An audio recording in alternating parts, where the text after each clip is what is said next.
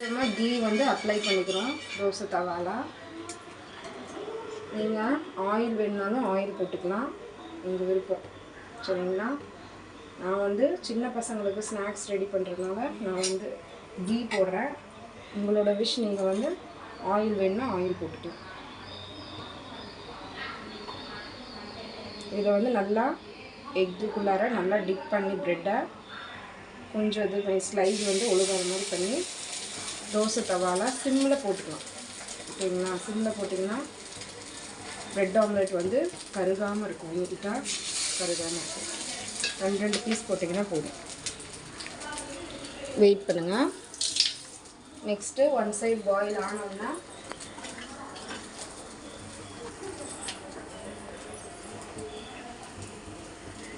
கிட்ட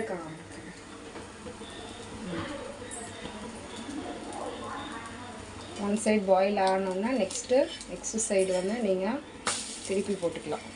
சரிங்களா? இது எக்குன்றனால ரொம்ப கீ போட்டிங்கன்னா திகட்டுற மாதிரி ஆகிடும். ஸோ சும்மா லைட்டாக ஒரு இதுக்கோசரம், டேஸ்ட்டுக்கோசரம் நம்ம வந்து கீ போடுறோம்.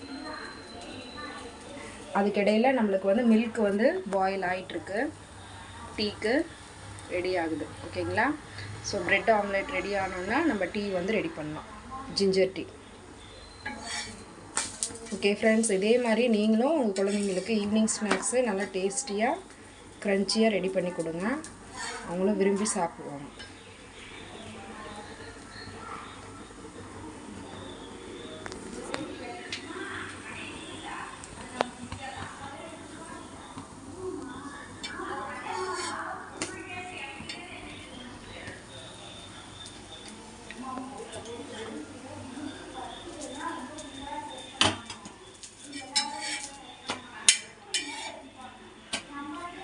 நீங்கள் வந்து ரொம்ப காரம் வேணும்னா நீங்கள் வந்து வேறு ஏதாவது அடிஷ்னலாக கரம் மசாலா அது கூட நீங்கள் ஆட் பண்ணிக்கலாம்.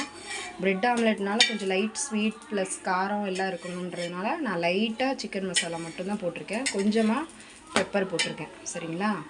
ஸோ இதை தவிர உங்களுக்கு இன்னும் நான் ஸ்பைஸியாக வேணும் அப்படின்னா நீங்கள் எக்ஸ்ட்ராவாக வேறு ஏதாவது ஸ்பைசஸ் ஆட் பண்ணிக்கலாம்.